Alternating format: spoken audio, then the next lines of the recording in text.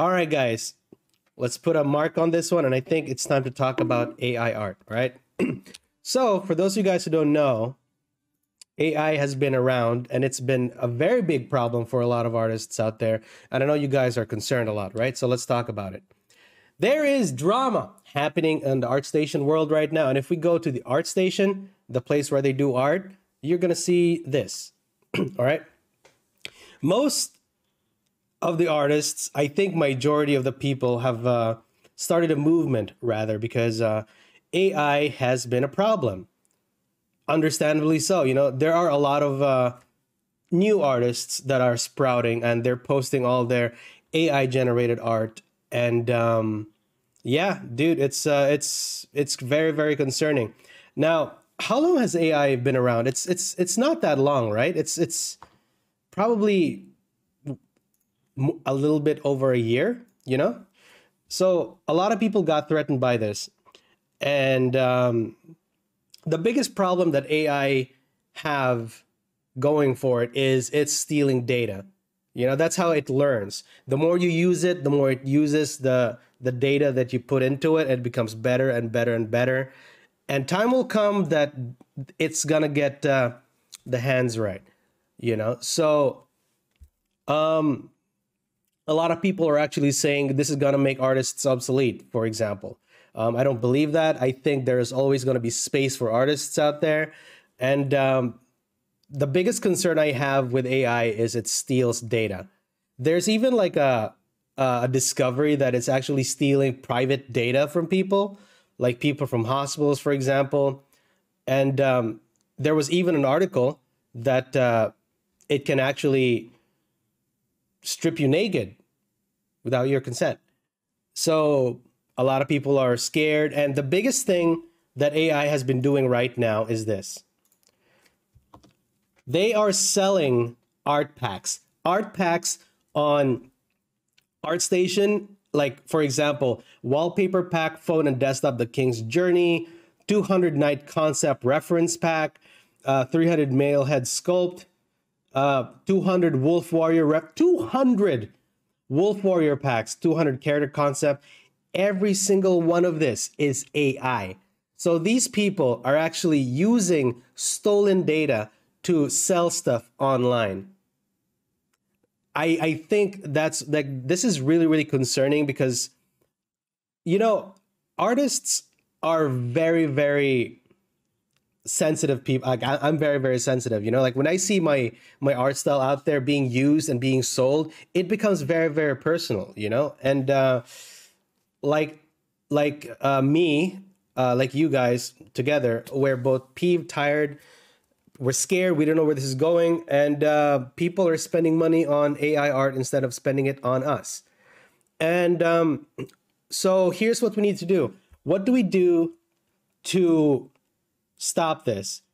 So this movement that's happening right now on ArtStation is pretty good because it's making people aware of what's going on. And yeah, they're putting their foot down, rightfully so, because one of the biggest AI softwares out there is Midjourney, right? And I actually have Midjourney installed here because I just wanted to look at what they are doing. And bro, every time a person goes to Midjourney, they would keep generating images like this landscape. They would input some prompts in, and photorealistic style made selfie museum. It's getting better and better, my dude. Like the AI generated art right now is getting better and better. The main problem is this moral? You know, like, where do they get the references from? Not in thin air. You know, they probably get that from somewhere. Like, in fact, I see some, this guy, like, what was his name? He's an amazing artist that does stuff like this. If you guys can help, it's at the tip of my tongue. And they're using his art to train AI to mimic his art style, you know? And, bro, it's so how do we do this though? Some of you guys actually talked about the best way to do this. One of the best ways to do this is regulate it. I don't know who, like, there's this wonderful YouTube video with Proco and Carlo Ortiz, and the other guy, I forgot his name, and they talked about the government stepping in to regulate AI art to stop it from doing what it's doing because it is very, very immoral and is very, very concerning.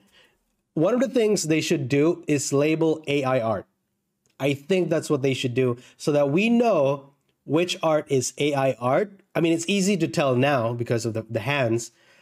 And the best way to do it is to label it, put AI art on there. Because it should be labeled as AI art. Because, you know, a lot of people out there are saying that they're artists. They're calling themselves prompt engineers now, which is pretty cool. And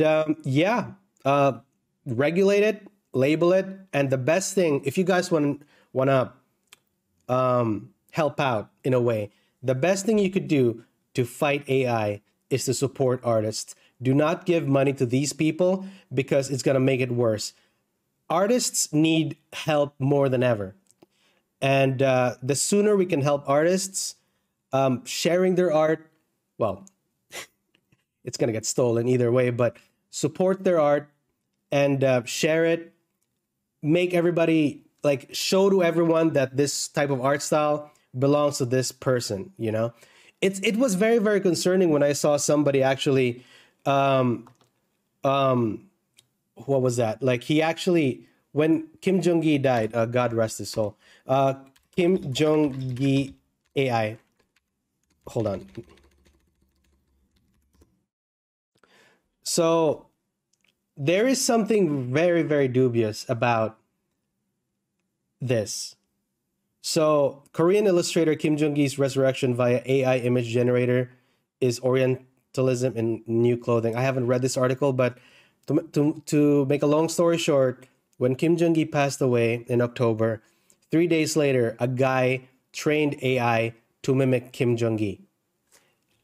And it just doesn't feel right. It feels like it's just wrong, you know? I always say to myself, art is like an artist's soul. You can see their spirit, you can see their emotions through their art, you can see what they've been through, and it shows the character of a person. That is something that AI does not have, because AI is just a copy machine. It doesn't have intent, it doesn't have any heart. So this is an article that I want to show you guys.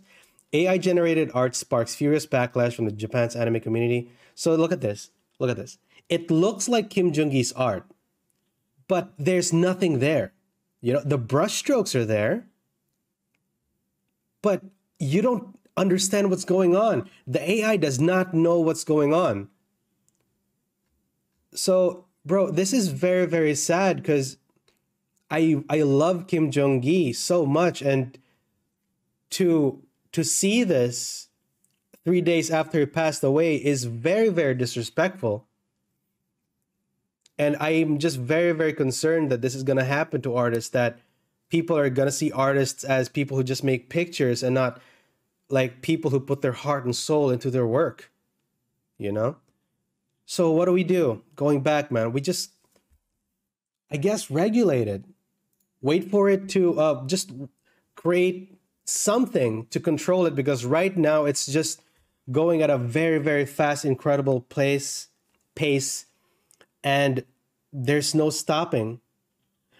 Right now, there is an article in China that, look at this. I read this, China